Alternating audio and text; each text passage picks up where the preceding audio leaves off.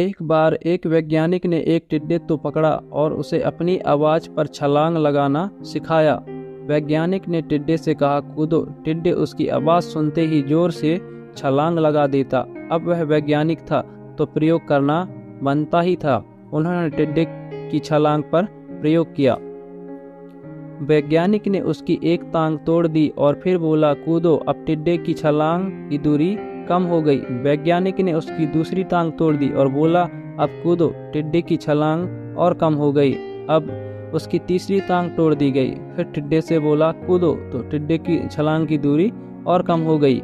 एक एक करके टिड्डे के सारी टांग तोड़ दी गई। अब आखिरी टांग टूटने पर जब उससे कहा गया कि कूदो, तो वह हिल भी नहीं पाया। अब वैज्ञानिक ने अपना निष्कर्ष अपनी डायरी में लिखा। तो वैज्ञानिक ने अपने डायरी पर क्या लिखा जानते हो? उसने क्या लिखा?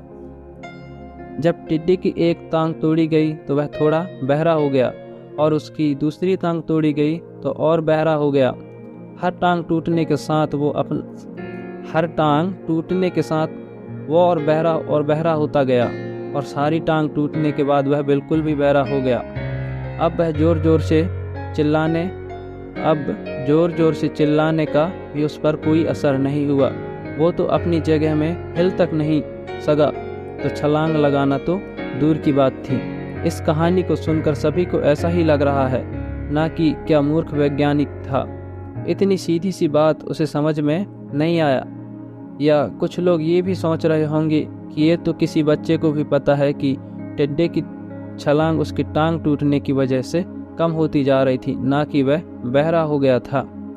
दोस्तों, हम सभी जीवन में कई बार ऐसे ही मूर्ख बन जाते हैं। कई बार जीवन में दो घटनाएं एक साथ घटती हैं कि उनका एक दूसरे से कोई संबंध नहीं होता, फिर भी हमें ऐसा लगता है कि गहरा संबंध है।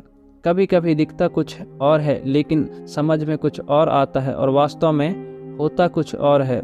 इसलिए अगर पछताना नहीं है तो जीवन में जल्दबाजी में कोई निर्णय ना लें। हमेशा सूझबूझ का इस्तेमाल करें, सावधानी बरतें, नतीजा सोच विचार कर ही निकालें। दोस्तों, ये कहानी आपको पसंद आए तो कमेंट बॉक्स में ज़रूर बताइए।